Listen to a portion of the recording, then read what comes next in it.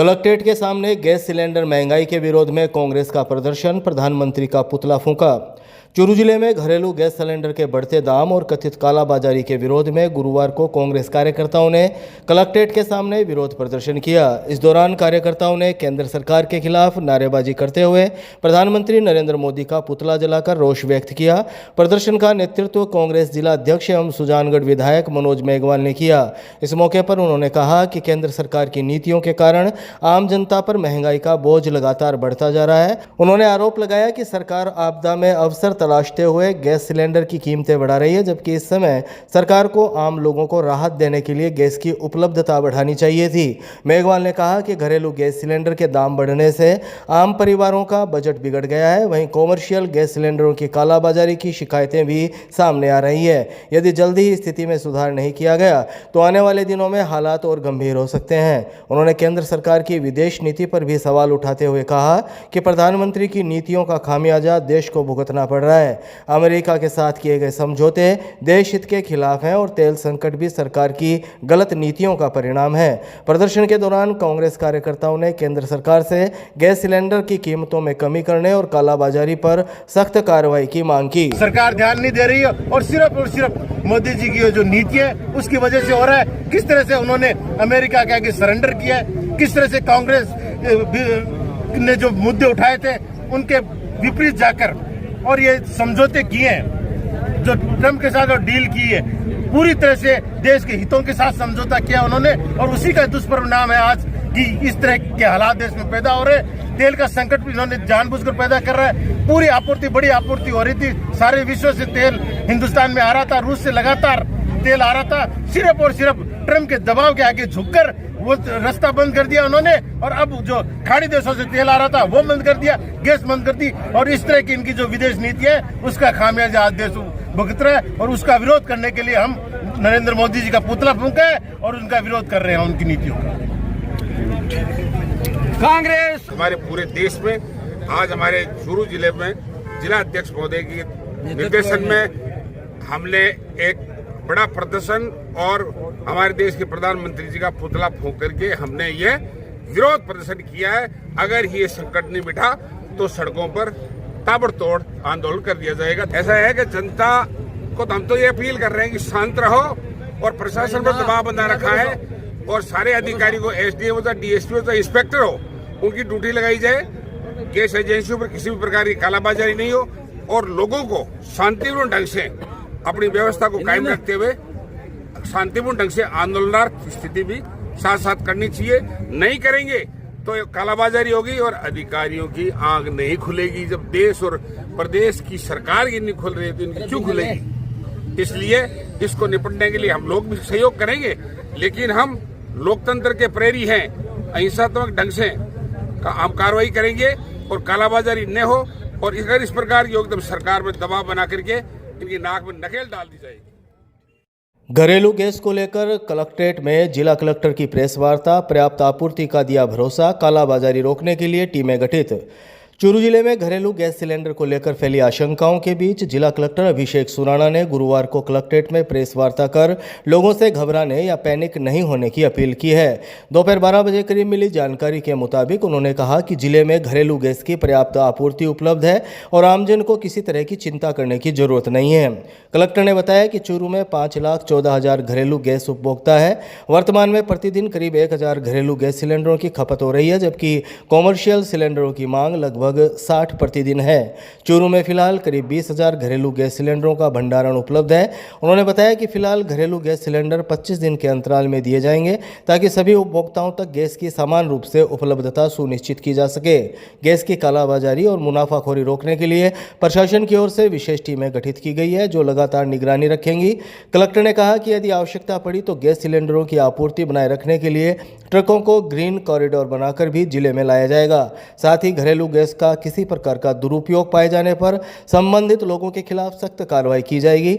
उन्होंने उम्मीद जताई कि आने वाले दिनों में स्थिति पूरी तरह सामान्य हो जाएगी। किसी भी तरह की अनियमितता या शिकायत होने पर आमजन प्रशासन के हेल्पलाइन नंबर 01562250927 पर संपर्क कर सकते हैं। एक बार फिर 01622509227 पर संपर्क कर सकते हैं। साथ ही जरूरत पड़ने पर आपदा प्रबंधन अधिनियम के तहत भी कार्रवाई की जा सकती है। ये जो वर्तमान में जिस तरह से जो एलपीजी सिलेंडर को लेकर जो बातें हो रही है, उसी को देखते हुए जिला प्रशासन की तरफ से हमारी ओएमसी और हमारे रसद विभाग के साथ मिलकर हमने प्रेस कॉन्फ्रेंस करी। मैं आपके माध्यम से समस्त उपभोक्ताओं को बताना चाहूँगा कि जिले में पर्याप्त मात्रा में एलपीजी सिलेंडर की उपलब्धता है।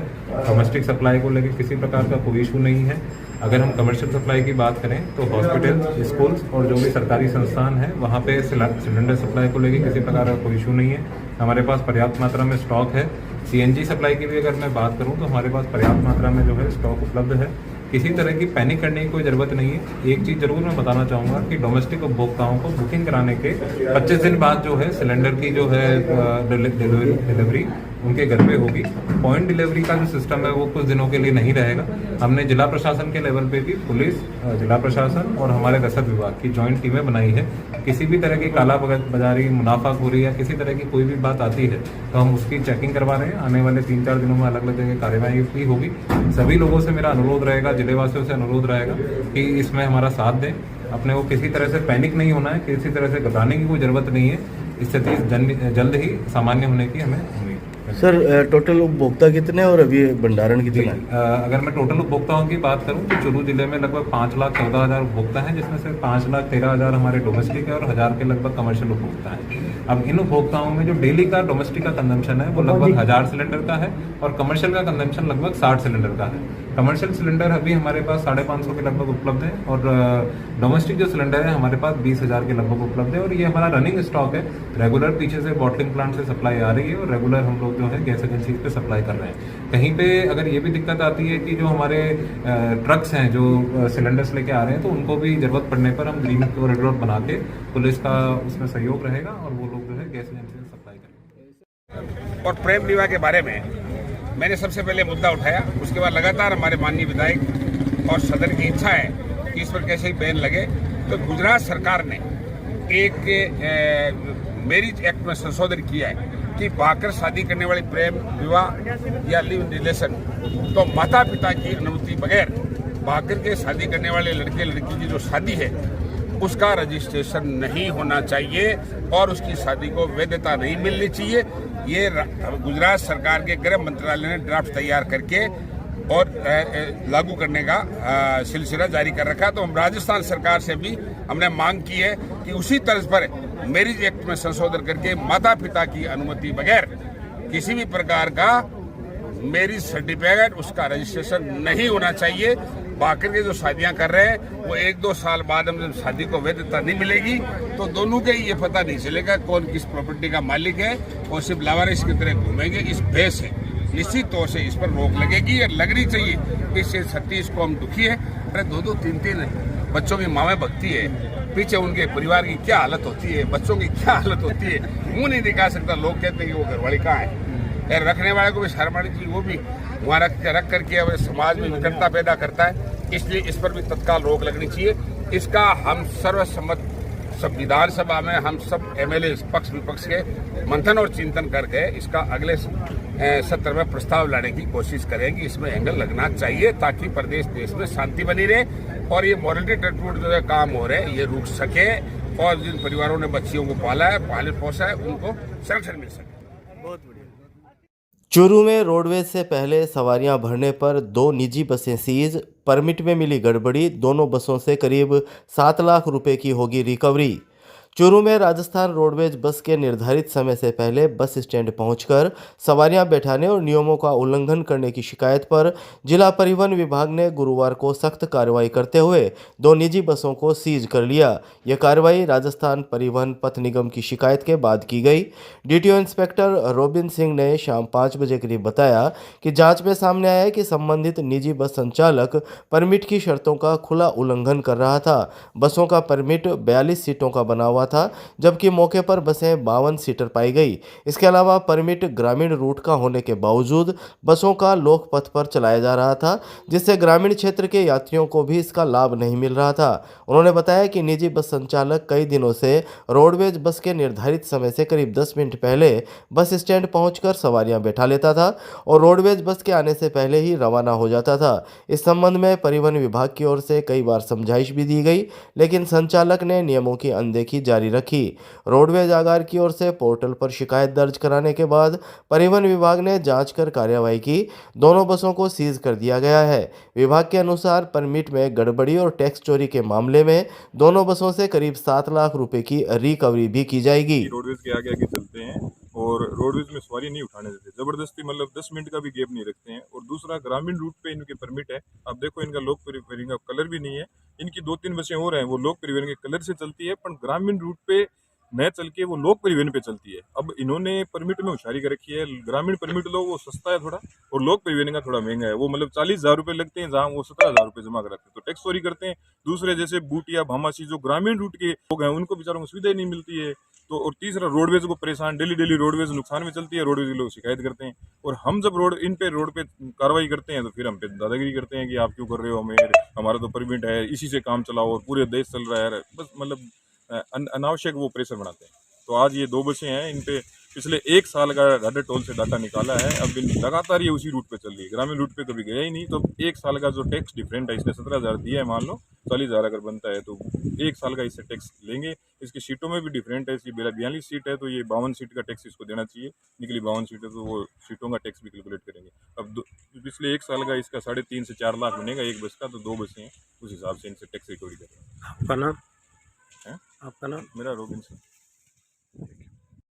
फसल बीमा क्लेम पर सहमति के बाद किसान सभा का चूरू में रेल रोको आंदोलन स्थगित, कलेक्ट्रेट में हुई मीटिंग।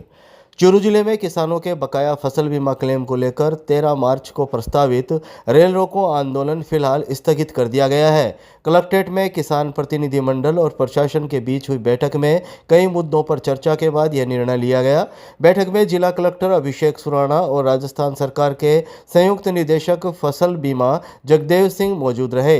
शाम 6 बजे करीब मिली जानकारी के मुताबिक बैठक में किसानों ने खरीफ 2023 के लंबित बीमा क्लेम की स्थिति के बारे में जानकारी मांगी। इस पर बताया गया कि राज्य स्तरीय तकनीकी सलाहकार समिति के निर्णय के अनुसार संश्लेषित उपज के आंकड़े NCIP पोर्टल पर अपलोड कर दिए गए हैं और बीमा कंपनी को इन्हें स्वीकार करने के निर्देश जारी किए गए हैं। खरीफ 2022 के लंबित क्लेम को लेकर बताया गया कि 27 फरवरी 2026 को राज्य स्तरीय शिकायत निवारण समिति की बैठक हो चुकी है और उसके निर्णय के अनुसार कार्यवाही जारी है। वहीं खरीफ 2021 के लंबित क्लेम के मामले को उच्च स्तर पर भेजने की प्रक्रिया शुरू कर दी गई है। प्रशासन के आश्वासन के बाद किसानों ने आंदोलन स्थगित करने पर सहमति जताई।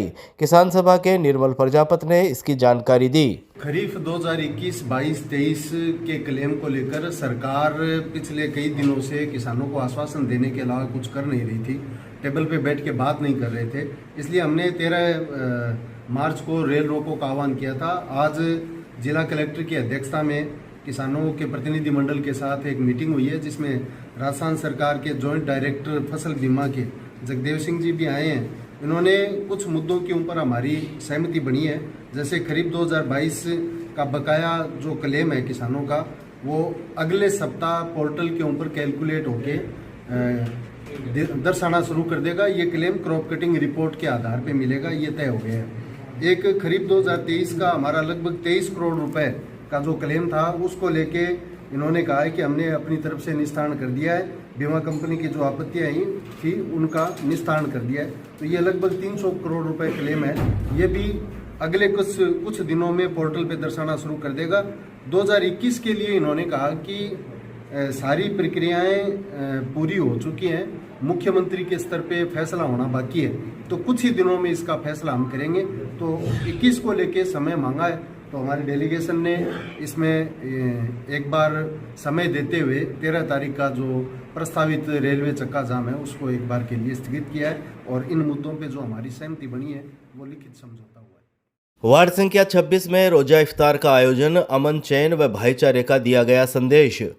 चूरू शहर के नई सड़क स्थित वार्ड संख्या 26 में गुरुवार को युवा टीम और क्षेत्रवासियों की ओर से रमजान के 22वें रोजे पर सामूहिक रोजा इफ्तार का आयोजन किया गया। कार्यक्रम में बड़ी संख्या में रोजेदारों और स्थानीय लोगों ने भाग लिया। शाम 7 बजे करीब मिली जानकारी के मुताबिक इस अवसर पर कौम काजियान के पूर्व सदर जाकिर झारियावाला ने दुआ कर रोजा खुलवाया। उन्होंने देश प्रदेश में अमन, चैन, खुशहाली और आपसी भाईचारे की दुआ मांगी। कार्यक्रम के दौरान लोगों ने एक दूसरे को रमजान की मुबारकबाद देते हुए सौहार्द और मेल मिलाप का संदेश दिया। इफ्तार में शामिल रोजेदारों का युवाओं की ओर से स्वागत किया गया और सभी ने मिलकर रोजा खोला। आयोजन का उद्देश्य समाज में आपसी सद्भाव और एकता को मजबूत करना बताया गया। इस मौके पर कौम काजियान के सदर संजय भाटी, कांग्रेस नेता जमील चौहान, पार्षद शाहरुख खान, नौजवान कमेटी के इरफान भाटी, खालिद अगवान, अमीर काजी सहित कई लोग मौजूद रहे। कार्यक्रम में क्षेत्र के युवाओं और स्थानीय निवासियों ने सहयोग किया।